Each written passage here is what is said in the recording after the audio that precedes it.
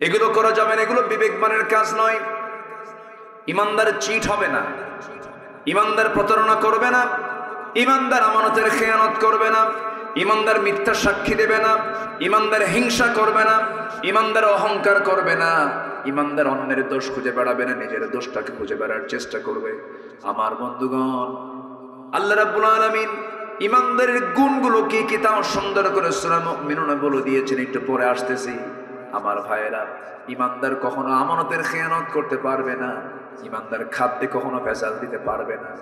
আমি একটা জিনিসের প্রতি আমার খুব লোভ কাজ করে, একটা খাবার আমি খুব পছন্দ করি, সেটা হলো খাবার, যদিও না বললে ভুল হবে, এটা পানীয় জিনিস। আল্লাহ রাব্বুল আলামিন এটাকে এত বরকতময় করেছেন, এই জিনিসটা খুব সুন্দরবনেই বেশি হয়, খুলনা অঞ্চলেই বেশি হয়। তার নাম কি? এই মাইক এরকম সোঁসো করে কেন? এই ছেলে পেলে এখানে নড়াচড়া করতেছে কেন? নড়াচড়া করতেছে কেন? ছেলে পেলেগুলো এক জায়গায় রাখেন। জি, মধু কোথায় পাওয়া যায় বেশি বলেন তো?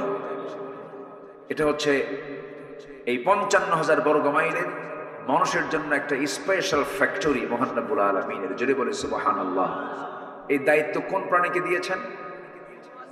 কোন প্রাণীকে দিয়েছেন? মৌমাছিকে। আল্লাহ যদি এই মৌমাছিকে না দিয়ে যদি মানুষকে দিতেন তাহলে কি হতো বলেন তো?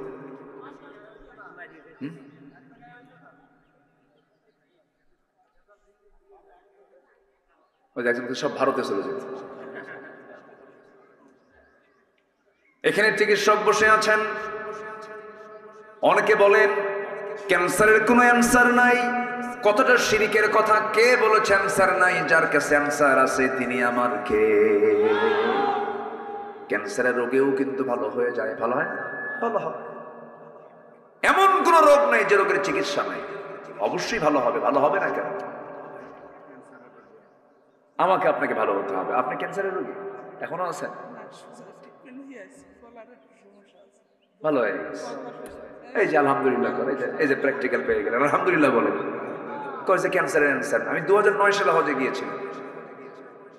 আমি এক ইউরোপিয়ানকে দেখলাম, সে জমজমের ওই যে ওখানে জমজম পাওয়া যায়, জমজম পানিটা ট্যাপ খুলে কল খুলে নিতে হয়, বোতলে ভরায় ভরায় নিয়ে যায়, তাই না?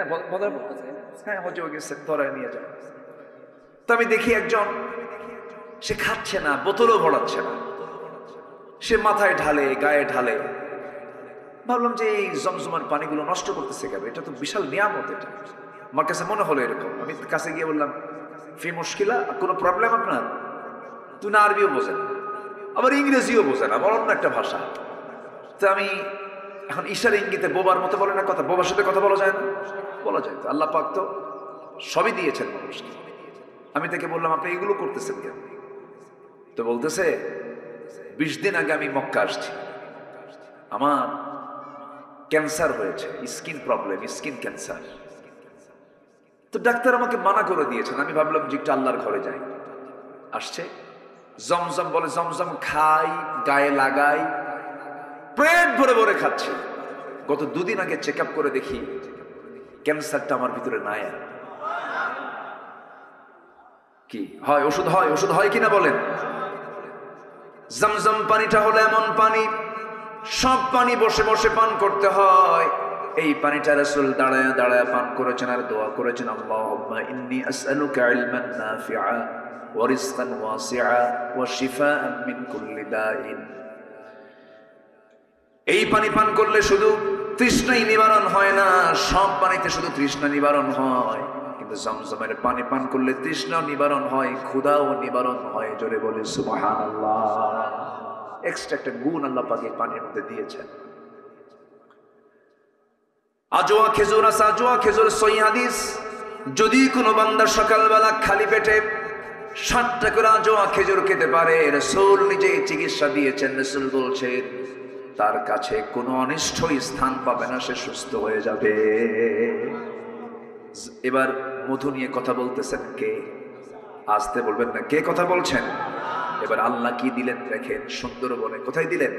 সুন্দরবনে দিলেন। সুন্দরবন আমার আপনার জন্য নিয়ামত, বলি আলহামদুলিল্লাহ। সুন্দরবন পাহারা দেয় কে? বলেন, কে পাহারা দেয়? মানুষকে দায়িত্ব দিলে থাকতো, ওই গাছগুলো থাকতো। বন খেকো ওসমান হয়ে যেত সব। বন খেকো ওসমান হয়ে যেত। ইতিহাস যাদের জানা আছে নাম বলা মাত্রই তো বোঝার কথা।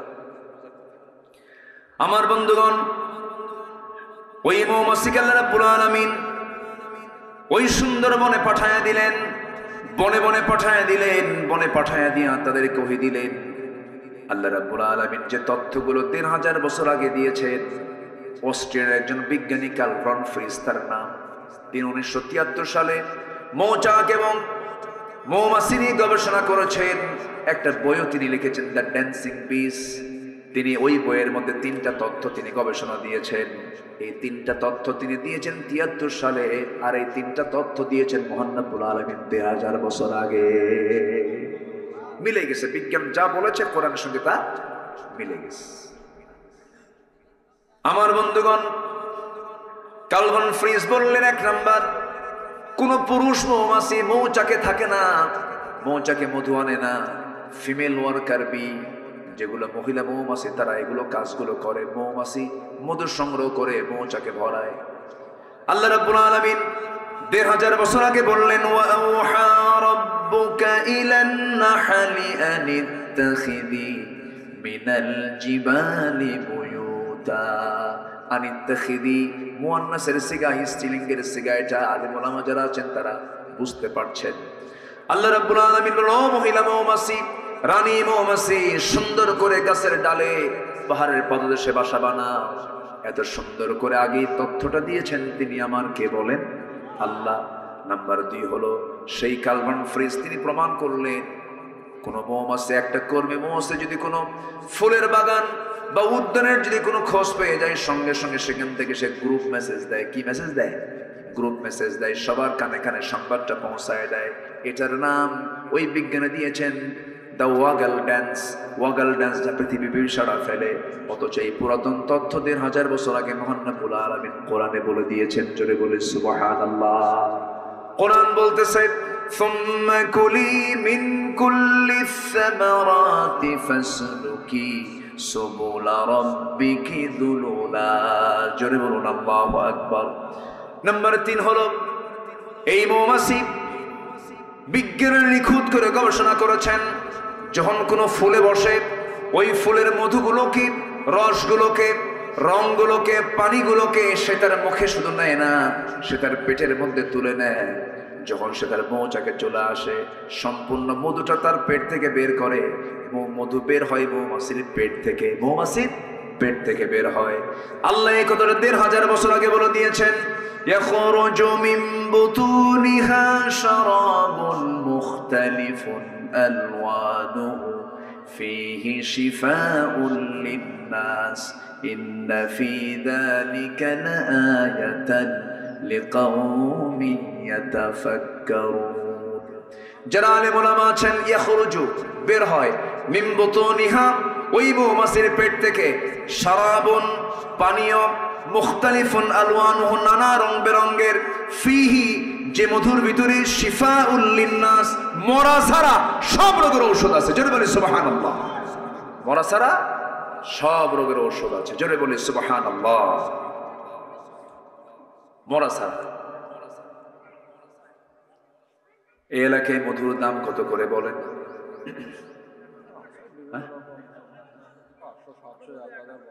ভালো মধু 1000 না, মনে হয় না, মনে হয় ওর মধ্যে কিছু ঢুকায়, মনে হয় আছে, কিছু আছে না, এরকম আছে, ঢুকানোর মধ্যে কিছু লোক আছে কিনা বলেন।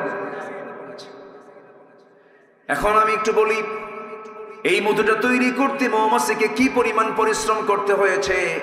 গবেষণা এসেছে, 1 পাউন্ড মধু বানাতে, 1 পাউন্ড মধু বানাতে 550 মৌমাছিকে 20 লক্ষ ফুলে ভ্রমণ করতে হয়। কেউ তো সুবহানাল্লাহ বললেন না। 550 মৌমাছিকে 20 লক্ষ ফুলে তার ভ্রমণ করতে হয়। একটা মৌমাছিকে 80,000 কিলোমিটার পথ পাড়ি দিতে হয়। 80,000 কিলোমিটার পথ পাড়ি দিতে হয় একটা মৌমাছিকে। আরেকটা গবেষণায় আসছে, প্রায় 14.5 লক্ষ কিলোমিটার পথ পাড়ি দেওয়ার পর একটা মৌমাছি, 550 মৌমাছি মিলে 1 পাউন্ড মধু তারা মৌচাকে সংগ্রহ করতে পারে। 14.5 লক্ষ কিলোমিটার পথ অতিক্রম করা মানে গোটা পৃথিবীকে 3 বার প্রদক্ষিণ করা সম্ভব। এখন বলুন, এই মৌমাছির তৈরি করা মৌচাকের মধুতে যদি কেউ কিছু জীবাণু, কিছু যদি সেখানে ভেজাল ঢুকায় দেয়, মিষ্টির শিরা ঢুকায় দেয়, কোনো ভেজালি করে ফেলে, আমি তো মনে করি তার ফাঁসি একবার হওয়া দরকার না, বারবার হওয়া দরকার। কে, আমি কি ভুল বলতেছি? চিন্তা করেন। আল্লাহ রাব্বুল আলামিন মৌমাছির নামে একটা সূরা নাযিল করেছেন, সূরাতুন নাহল। সূরাতুন নাহল, একটা সূরার নাম দিয়েছেন মৌমাছি নামে। এটা বিশাল ব্যাপার, অনেক তথ্য আছে, ঘন্টার পর ঘন্টা চলে যাবে, শেষ হবে না। এই বিষয়টা অনেক অনেক লম্বা, অনেক লম্বা, অনেক লং। চলমান গবেষণা এগুলো চলছে, এখন আপডেট চলছে, বিভিন্ন লাইব্রেরিতে এগুলো নিয়ে গবেষণা চলছে।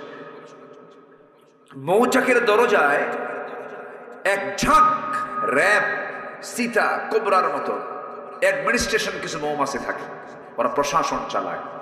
যদি কোনো কর্মী মৌমাছি মধু নিয়ে ঢুকতে নিয়ে যদি তাদের পায়ে যদি কোনো ময়লা আবর্জনা থাকে, মধু নষ্ট হয়ে যাবে, মৌচাকে জীবাণু ঢুকে যাবে। এজন্য করে কি, এই পুলিশ মৌমাছিগুলো সব এক জায়গায় হয়ে যেগুলো পায়ের মধ্যে ময়লা ঢুকতে চায়, এক কামড় মেরে তাকে দুনিয়া থেকে বিদায় করে দেয়। কেউ কিছু মানানো বলবেন না, তাও যেন মধু নষ্ট কেউ না করতে পারে। আমার বন্ধুগণ, আবার মৌচাকের ভিতরে নির্দিষ্ট একটা তাপমাত্রা আছে। মধুকে ঠিক রাখার জন্য তার স্বাভাবিক তাপমাত্রা হলো 35 ডিগ্রি সেলসিয়াস। যদি এটা 40 ডিগ্রি সেলসিয়াস হয়ে যায়, মধুর কার্যকারিতা নষ্ট হবে, এটা ভেবে আল্লাহ রাব্বুল আলামিন মৌমাছিকে অর্ডার দিয়েছেন, তারা কি করে, সব মৌমাছি এক জায়গায় হয়ে যায়। দুইটা পাখা তারা ঝাপটাতে থাকে, নড়াতে থাকে, নড়ায় নড়ায় করে কি ভিতরের বাতাসগুলো, গরম বাতাসগুলো বাইরে বের করে দেয়। যখন 35 ডিগ্রি সেলসিয়াস হয়ে যায় তখন তারা থেমে যায়। আবার যদি তাপমাত্রা নিম্নগামী হয়, নিচের দিকে চলে যায়, 30-এ চলে আসে, তখন পাখাটা উল্টা করে বাতাস দিয়ে দিয়ে ভিতরটা গরম করে ফেলে। জোরে বলে সুবহানাল্লাহ। আল্লাহ বলছেন, বান্দা আমি তোরে কত চেষ্টা করি তোকে ভালো রাখার জন্য, তোর খাবার দেই, তোর সমস্ত কিছু দায়িত্ব আমি নেই, মাথা থেকে পা পর্যন্ত সব দেখার দায়িত্ব আমার। আল্লাহু আকবার বলেন। এনারা তো মানুষের গোটা দেহের মধ্যে যান, মাথা থেকে পা পর্যন্ত যা দেওয়া হয়েছে সম্পূর্ণ কার অবদান? আল্লাহর অবদান। সে আল্লাহ বলছেন, বান্দা তুই নামাজ পড়িস না? জি জি, না ঠিক আছে, আমি কি শেষ করে দেব? আলোচনা চালাবো? জোরে বলি ইনশাআল্লাহ। জিকির করি লা ইলাহা।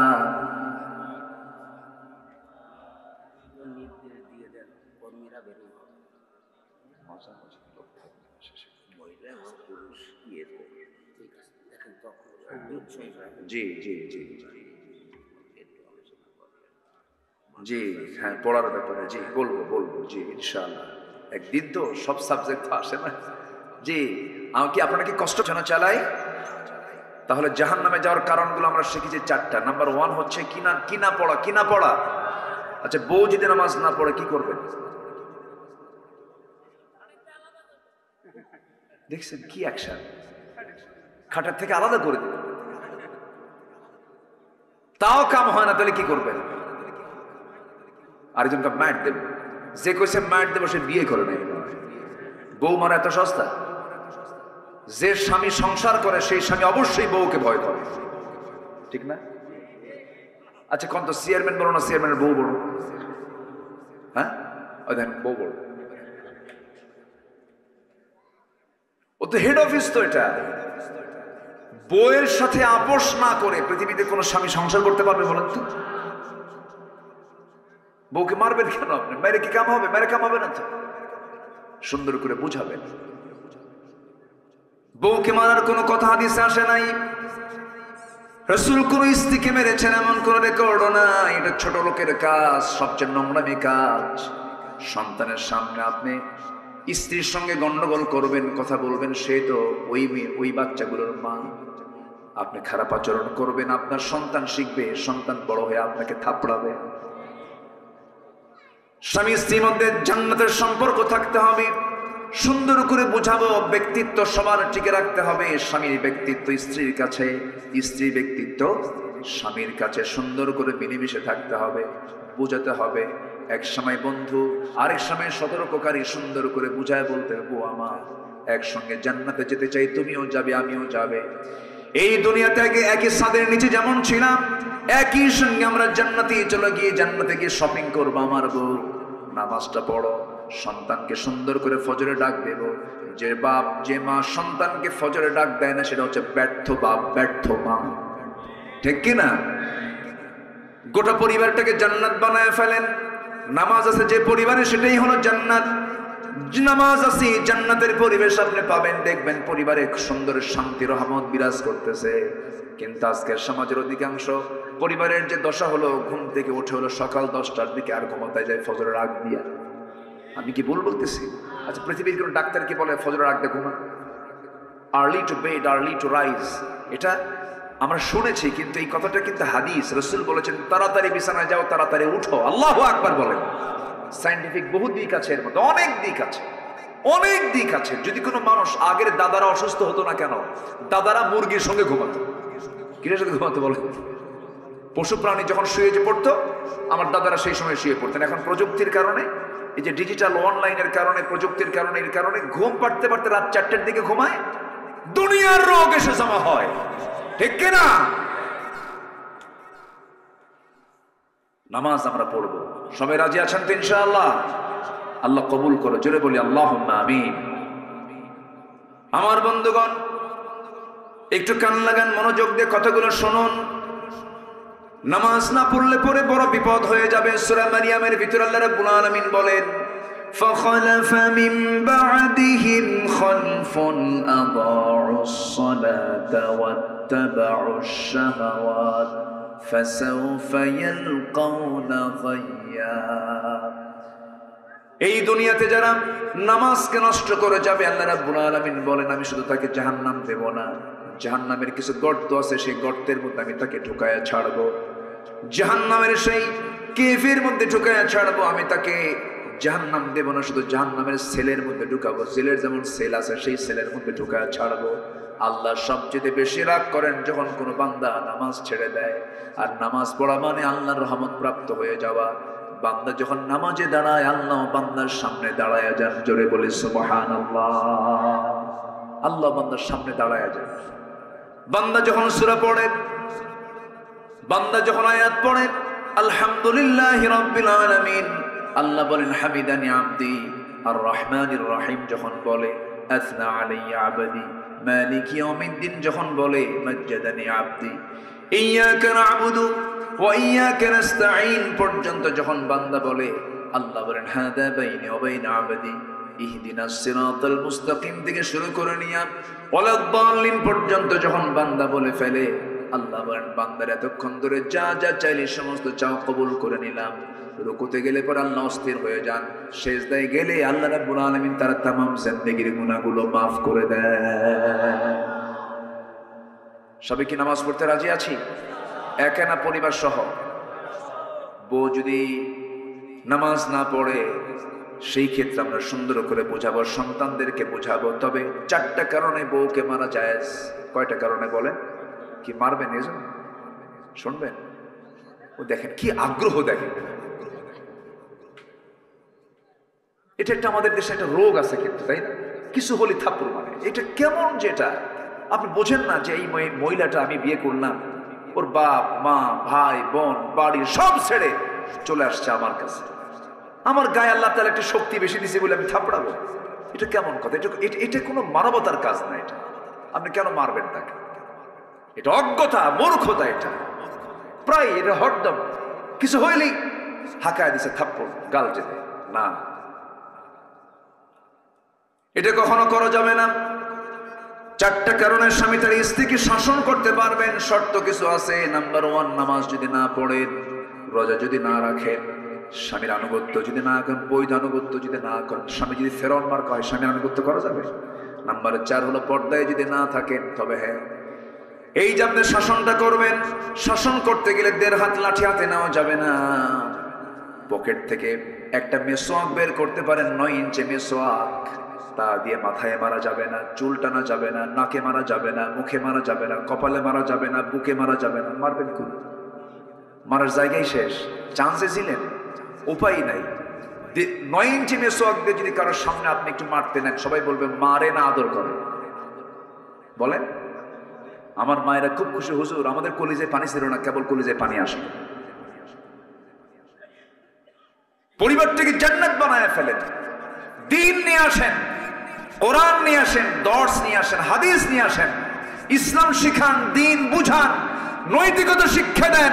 বুড়ো বয়সে এই সন্তানগুলো আপনার খাদেম হয়ে যাবে।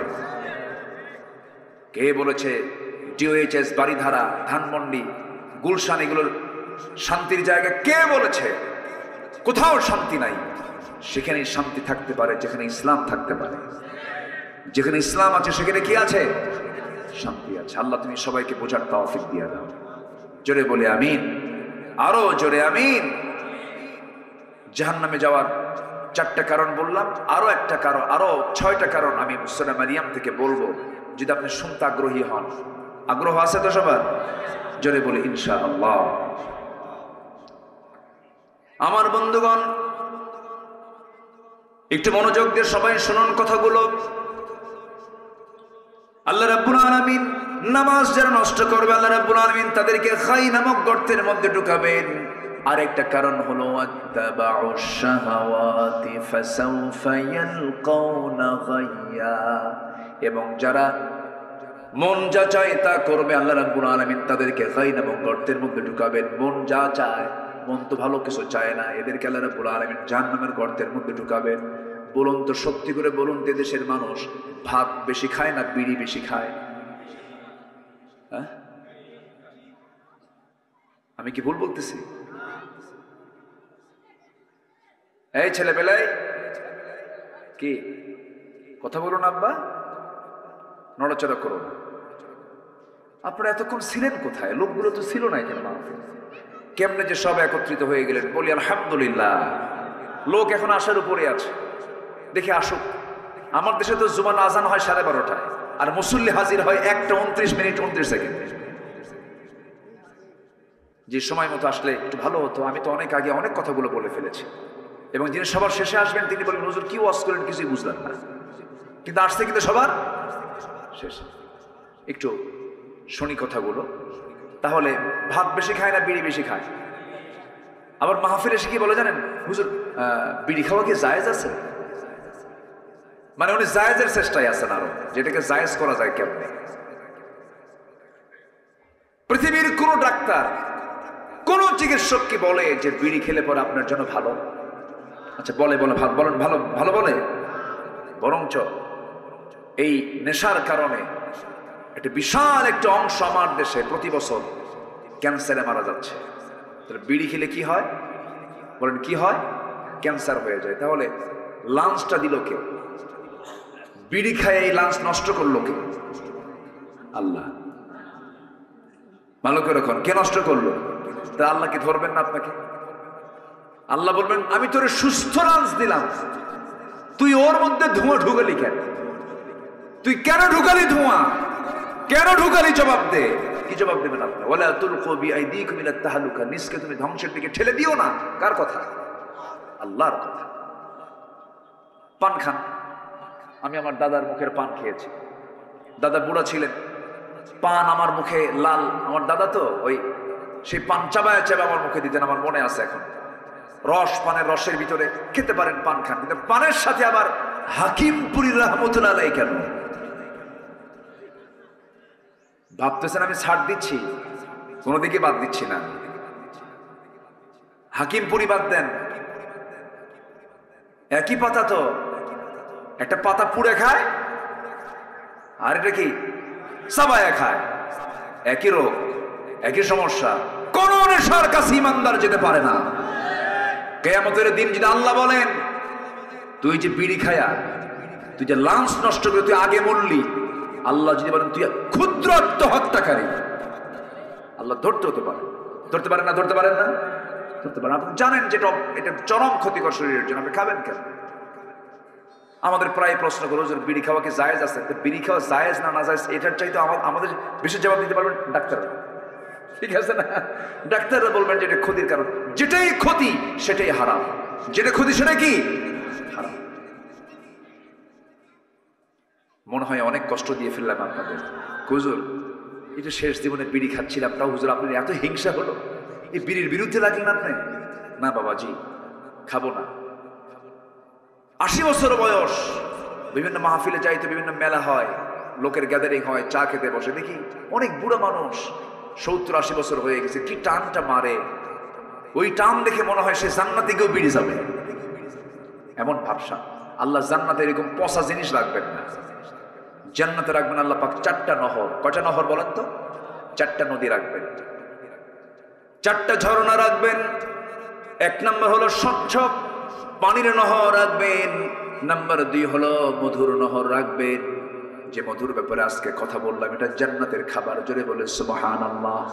নাম্বার 3 হলো দুধের নহর রাখবেন। আর নাম্বার 4 হলো শরাবের এক স্পেশাল শরাব সেখানে থাকবে, যে শরাবটা জান্নাতের শরাব। দুনিয়ার শরাব, দুনিয়ার মদ খেলে পরে লাংস পচে যায়, লিভার পচে যায়, চোখ লাল হয়ে যায়, মাতাল হয়ে যায়। কিন্তু জান্নাতের শরাব যখন বান্দা পান করবে, সে কখনো বুড়া হবে না, তার যৌবন শক্তি ডাবল থেকে ডাবল হয়ে যাবে। জোরে বলে সুবহানাল্লাহ। আমার বন্ধুগণ, জাহান্নামে যাবার আরেকটা কারণ আমরা শিখে নিলাম। 4টা তো শিখেছি আমরা।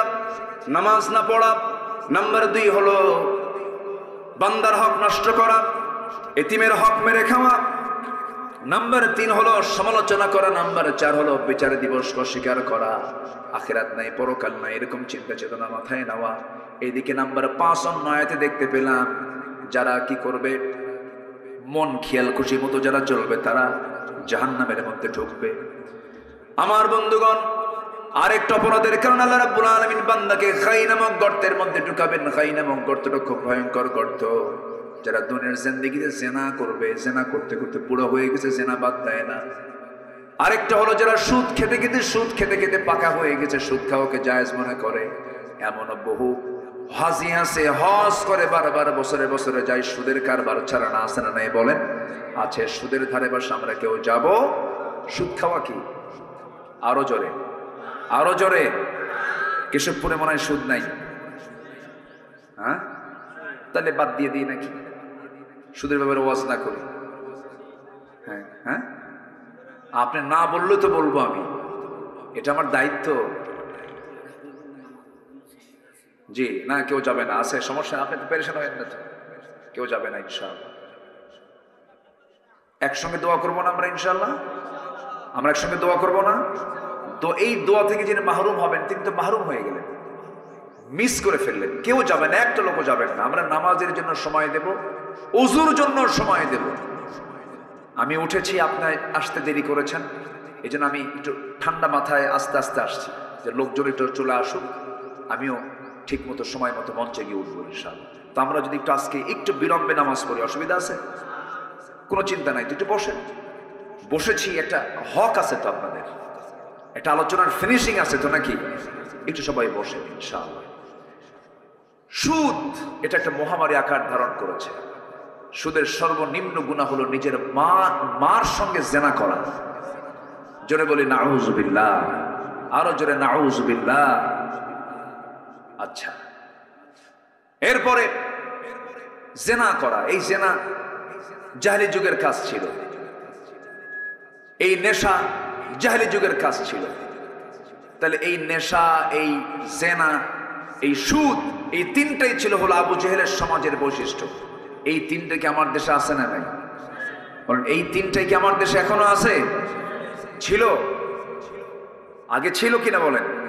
এখনো আছে, সামনে থাকুক। সবাই কি চান? যদি না চান তাহলে এটা কেমনে সরাবেন বলেন?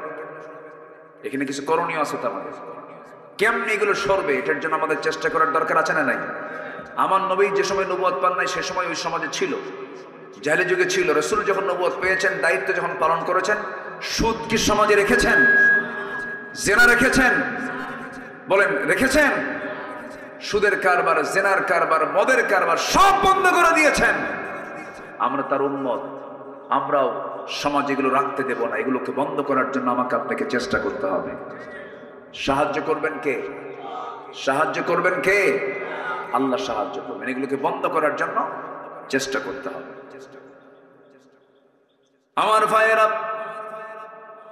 তাহলে যারা জেনা করবে মদ্যপান করবে, সুদের কারবার করবে। আরেকটা হলো যারা পিতামাতার অবাধ্য সন্তান হবে, পিতামাতার যারা সেবা করবে না। পিতামাতার মনে হয় সেবা না করা মানুষ মনে হয় এই কেশবপুর মনিরামপুরে নাই। আসতে বলবেন না আছে না নাই?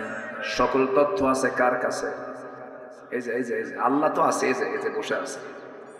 প্রায় কিন্তু দরবার করা লাগে।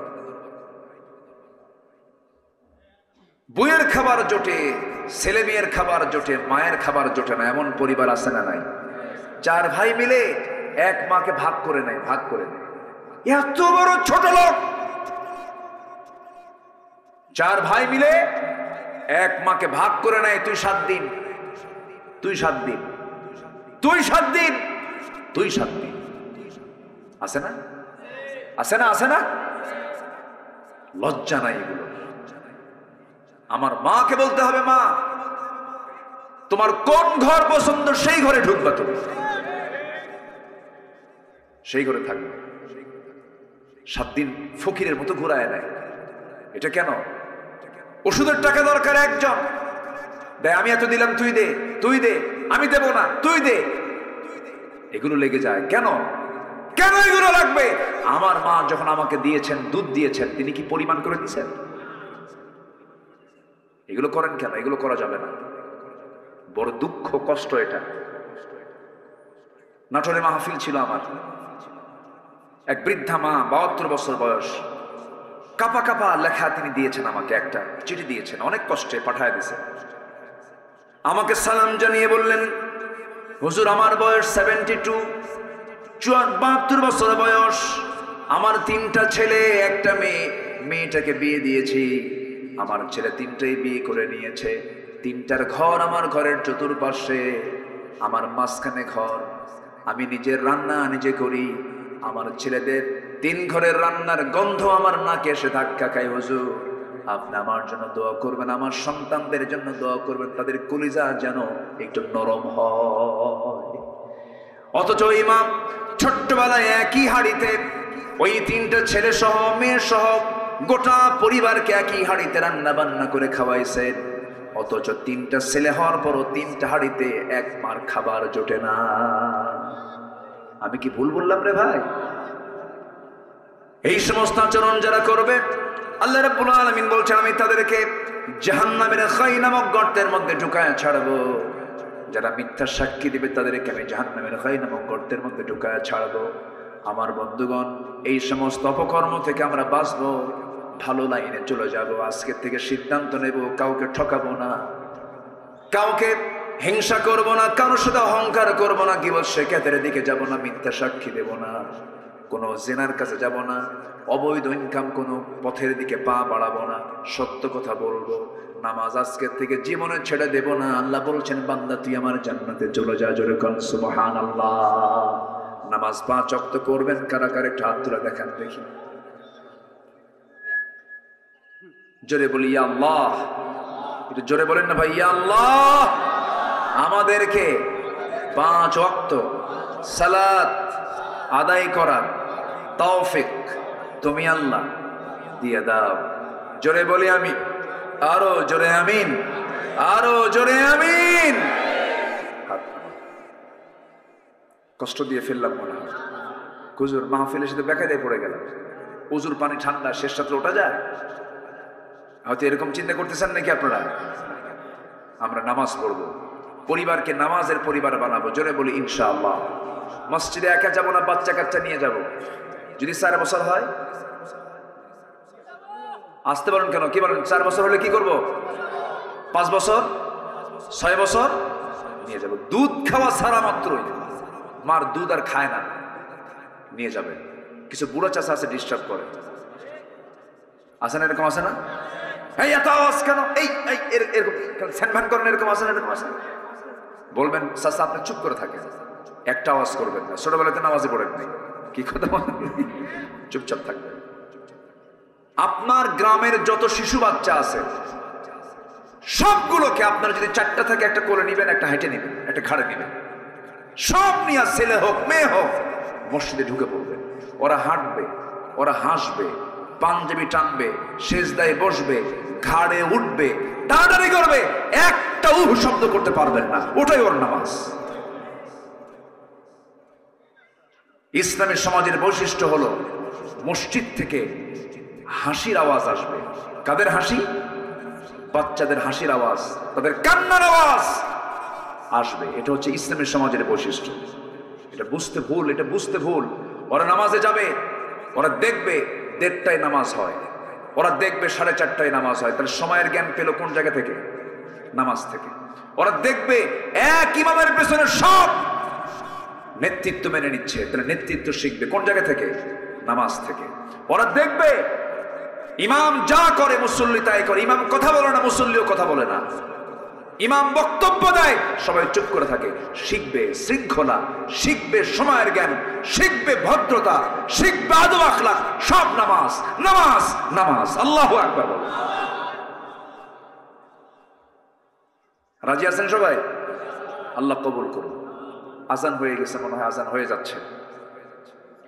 জি, আমি সবার কাছে একটু উদাত্ত আহ্বান জানাবো। আমার কাছে এটা আরো আধা ঘন্টা আগে দিছে, মাঝে মাঝে ঘুতাচ্ছে আমার, তো আমি আটকে রাখছি আপনাদের সম্মানে যে আমি উঠলাম, আমি আলোচনা ফিনিশিং না দিলাম, এটা বলি কেমনে? কেউ উঠবেন না, কিন্তু আপনি দেন বা না দেন কেউ উঠবেন না। আরেকটা বিষয় আমি কথা বলতে চাই, সেটা হলো মাদ্রাসায় সন্তান দিলে কি ওর জীবন নষ্ট হয়ে যাবে এরকম মনে করেন আপনারা? এখন কিন্তু এটা উল্টে গেছে, সিস্টেম চেঞ্জ হয়ে গেছে। এখন অনেকে ভুল বুঝে গেছে। এমন কিছু শিক্ষা ব্যবস্থা আমার দেশে ব্যক্তিগত উদ্যোগে হলো শুরু হয়েছে। একটা ছেলে মাদ্রাসায় পড়বে, পরে সে ডাক্তার হতে পারবে, ইঞ্জিনিয়ার হতে পারবে, সবকিছু হতে পারবে। সে কি হবে? হাফেজ ডাক্তার হবে, আলেম ডাক্তার হবে, আলেম ইঞ্জিনিয়ার হবে, আলেম জজ হবে, আলেম অ্যাডমিনিস্ট্রেশন চালাবে। সে রডের বদলে বাঁশ দেবে না, সে ভালো ইঞ্জিনিয়ার হবে। নৈতিকতার শিক্ষা ছাড়া একটা মানুষ কখনো ভালো পরিপূর্ণ মানুষ হতে পারে না। আর নৈতিকতা আছে কোথায় বলে? কোরআনে আছে। মাদ্রাসায় দিবেন, সন্তানকে দিয়ে দিবেন। এখনো প্রেজেন্ট ওয়ার্ল্ডে একজন দেশের প্রেসিডেন্ট আছেন যিনি একজন হাফেজ। তুরস্কের একজন প্রেসিডেন্ট রিসেপ তাইয়েব এরদোয়ান একজন হাফেজ কোরআন। মিশরের একজন প্রেসিডেন্ট ছিলেন ডক্টর মোরসি, হাফেজ কোরআন, ইঞ্জিনিয়ার ছিলেন, হাফেজ ছিলেন। তো নূর থাকতে হবে, নৈতিকতার আলো থাকতে হবে। আলো থাকলে তাহলে সবকিছুকে আলোকিত করা সম্ভব। জেহালাত নিয়ে, অন্ধকার নিয়ে আলো দেওয়া যায় না। এই জন্য আলোটা হচ্ছে কোরআন। আলোটা কি বলেন তো? কোরআন। এটা দিয়ে আমরা আলোকিত হব, নিজে আলোকিত করব, সমাজকে, রাষ্ট্রকে, সবকিছুকে। আল্লাহ কবুল করুন, জোরে বলি আমিন।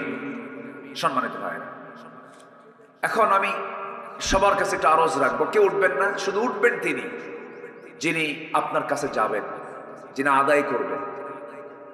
দোয়া করেন আমার দেশে এমন একটা পরিবেশ আসুক, মাহফিলগুলো পরিচালনার জন্য রাষ্ট্র টাকা বহন করে। মাদ্রাসা রাষ্ট্র করে দেবে, মসজিদ রাষ্ট্র করে দেবে। এমন একটা সুন্দর কল্যাণ রাষ্ট্র গঠন হোক। সবাই চান না আপনারা? যেন এটা হয়ে যায়। এখন তো নাই। এখন আমার আপনার লাউ বেসের কদু দিয়ে চালাতে হয়, লাউ আর কদু বেসের টাকা দিয়ে চলে। এই যে মক্তব মাদ্রাসাগুলো চালু হয়েছে, শিক্ষকদের সীমিত বেতন, ছাত্রদের কোনো কিছু নেওয়াই হয় না। এতিমখানা না এটা? এতিমখানা, হেফজখানা, একদম অনেক কষ্টে চলে।